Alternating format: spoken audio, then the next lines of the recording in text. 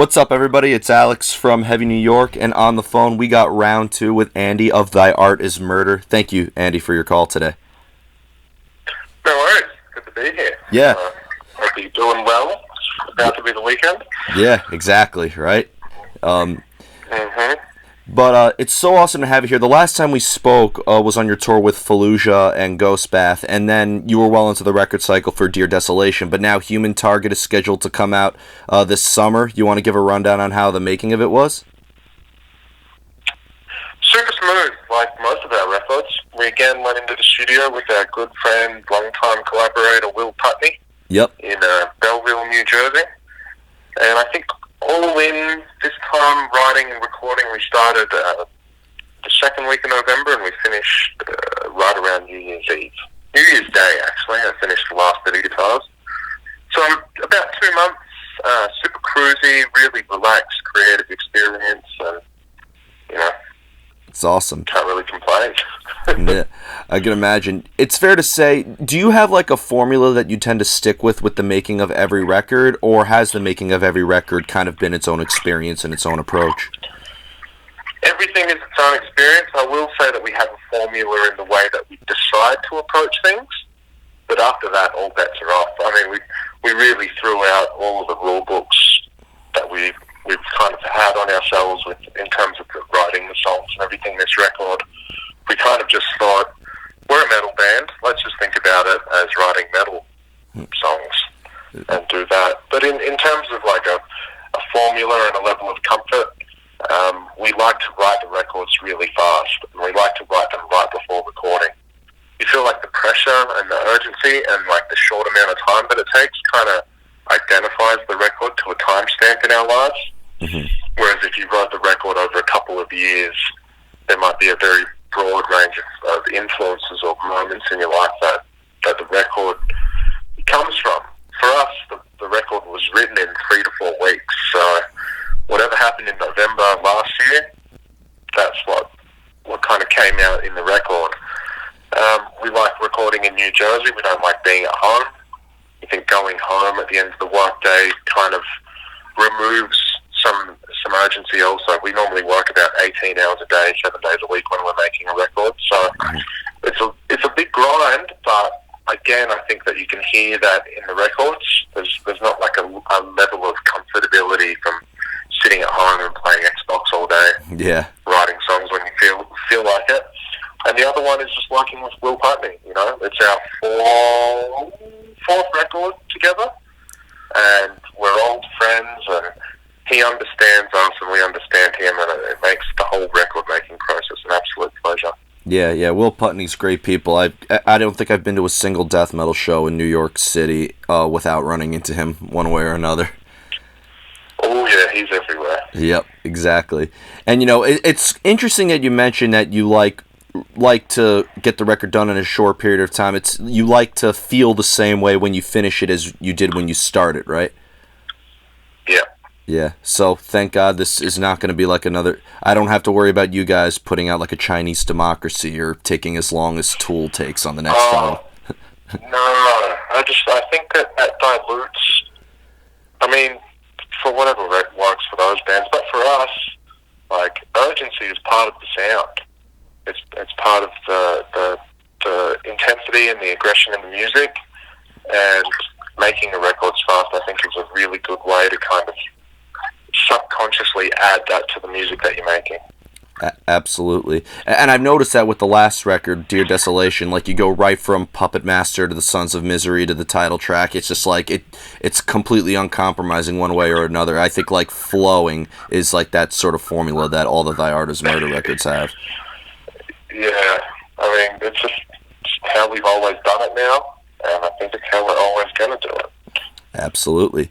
Now, in addition with this record, I know that you recruited the drummer Jesse Beller, who plays with Jungle Rot and Black Crown Initiate and Rings of Saturn and so many other bands. Did maybe him coming into the band allow for some new elements to be brought in? Absolutely. Jesse's one of my best friends. He lives in Delaware. The studio's in New Jersey, so it's not very far away. And he's an insane drummer. I mean, happily go on the record saying I think he's one of the best metal drummers in the world today. I think he's insane. So being able to like have him come in while we're writing and putting the songs together and like throw his kind of vibe on certain sections and like really make a few things like more complicated than we've been able to make them before, or more groovy, technical, faster. It's kind of like, you know, I won't say that it's changed the sound, because a lot of, like, Sean and I and Will write the drum parts anyway. Like, we program drums while we're writing songs. But having him come in and put his brain into some certain sections was really, really good. I would say that it certainly made 3 or 4 moments on the record something that they would never be without him. Interesting. Did you maybe like have to adjust maybe your style of playing to kind of fit over his contributions to the rhythm section? Not adjust, because we've certainly, like, you know, you're always limited by technical ability and playing ability. With Jesse, like, the only person limited in what they can play because of everyone else is him. He's got to wait for us to get better at guitar and faster at guitar. So what it did, though, was just raise the limit on what we could get away with in terms of complex rhythms or speed or intensity. So not necessarily adjust, he just let us explore more avenues that previously we'd kind of shut down a little bit earlier. Interesting. Now, one thing that I really like find interesting about your whole catalog is, like, I feel like any Thy Art Is Murder fan could, like, appreciate a record by you guys, because we kind of touched upon it a little bit, saying that you have, like, a formula, like, but I still think if somebody liked Holy War, they could like Human Target, they could like Dear Desolation, etc., etc. So is there ever, like, a formula in the songwriting process that, like, you always start off with? Do you have to start off with guitar, or is there a rhythm, or even conceptual elements behind Thy Art Is Murder that you usually address that kind of ties in everything together? It always starts with guitar. Sean and I run the music, so he's got a home studio, I've got a home studio, so we could write at home if we wanted to, we're just really lazy. But at the studio, I have a room and he has a room across the hallway, and that's the way that we've made the last 3 records. So we're just in there writing riffs, writing songs. We're very close to one another, so we can get up and say, hey, what are you working on? Have you got any cool riffs? Have you got anything that I can borrow? I'm stuck on a song or whatever. So it happens like that, and then we put all the songs together, and then the lyrics get written to the music, and then we're done.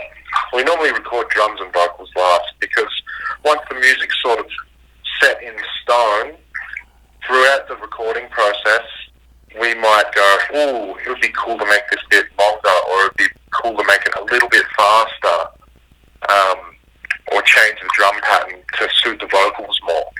So by doing drums and vocals last, we're able to individually tailor those things to the songs. Interesting. Now, one thing I really wanted to bring up is, you know, you guys have had a very busy couple of years, and the first time, or not the first time, but when I saw you, you guys were playing with, like, a lot of death metal bands or deathcore bands, but in the end, I really feel like you guys have toured with a variety, from Summer Slaughter to Mayhem Fest to touring with, you know, death metal bands, and then doing, like, your recent tour with Architects, or touring with a band like Killswitch Engage. Have you noticed maybe, like, a different type of audience depending on who you tour with? Yeah, there's definitely a different kind of audience, but I think, you know, hopefully that's one of the reasons to our success, is we hit, like, a diverse range of people. I think a lot of it comes down to our music has catchy elements, you know, whereas a lot of death metal bands are just full-on death metal. We obey pop structure sometimes in certain songs. If something is catchy to us, we're not afraid to play it a few times in the song, you know. But like, we love pop music, but there are different elements of mainstream music that we all enjoy privately, so it's sure to come through in the music. I think that helps us play with a wide range of bands too, but also, like, it comes down to our choice. A lot of bands don't want to tour with different kinds of bands.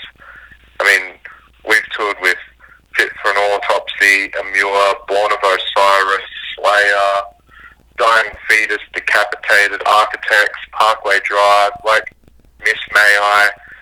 It's very diverse, whereas a lot of bands that are like us only tour with other deathcore or death metal bands. And I'm sure a lot of that is down to other people's choices, but I'm sure a lot of it is also down to the band's choice as well. They want to stay in their lane. Yeah. Whereas we're kind of not afraid to get out there and play to new people and probably piss a few people off, but hopefully make a few friends. Yeah.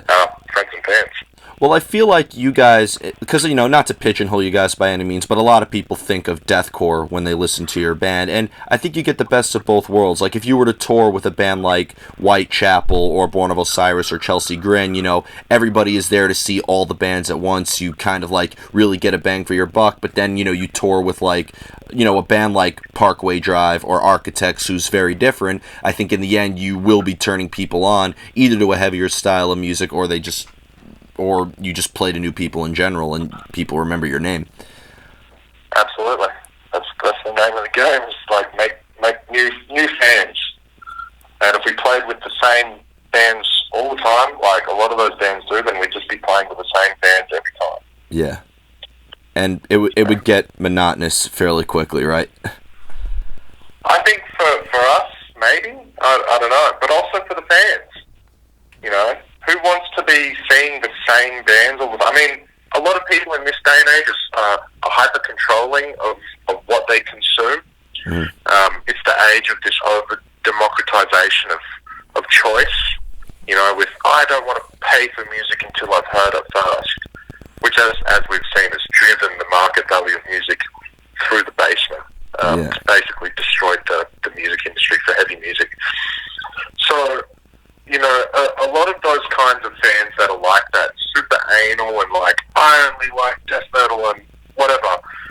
I frequently see comments online I'm not going to a show unless I like every band on the lineup. Oh, that's ridiculous. And I think that's such a reductive way of thinking.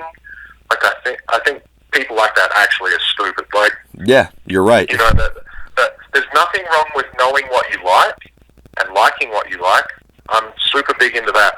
But saying that you refuse to go to a show with 4 bands or 5 bands on the bill unless you like every single one of them is crazy. What if you go to the show and you get pleasantly surprised and you go, you know what, I actually really like that band live. It gave me something that I didn't get from the CD. You would be missing out entirely on all of these experiences. So if we just played with the same bands every tour, then I'm sure that maybe instead of growing, we might actually just end up shrinking. No, you're absolutely right. That's also happened to a lot of bands too. Yeah. I've noticed, I'm not going to mention names, but I would notice, you would get those packages, the same bands, every year. The first year it's sold out. The next year it's, maybe 50 people shy of being sold out. And then, the year after that, it's 100 people shy of being sold out. So you're 100% right. You need to play with other people. Absolutely. So we're very, very lucky that we've got enough friends in the music industry that want to play shows with us that don't just play death metal or deathcore. Yeah, of course. And I mean, the term heavy is so subjective nowadays anyway. You talk to the average suburban soccer mom, oh, is the music you listen to heavy like Creed? They would think a band like Creed is devil music. So, it all depends on what your outcome of heavy is. Absolutely. Yeah. And I also feel like you do have songs, a song like They Will Know Another. I feel like if you could play that if you're on a more melodic tour, if you're on a tour with a band like Soilwork or something like that, which I have yet to hear you play live. Absolutely. We do want to play that live. Hopefully next year we'll get to play it on a headliner or something. Yeah. So let's hope so.